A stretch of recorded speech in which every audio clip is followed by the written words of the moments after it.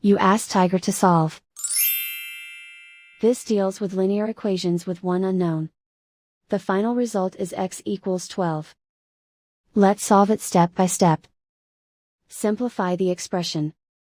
Expand the parentheses. Simplify the arithmetic. Group like terms. Multiply the coefficients. Group like terms. Simplify the arithmetic.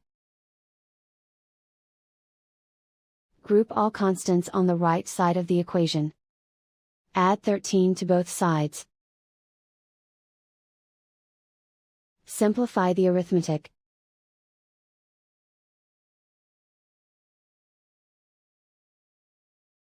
Isolate the x. Divide both sides by 2.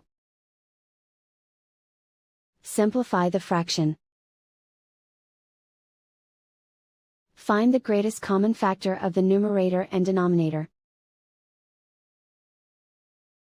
Factor out and cancel the greatest common factor.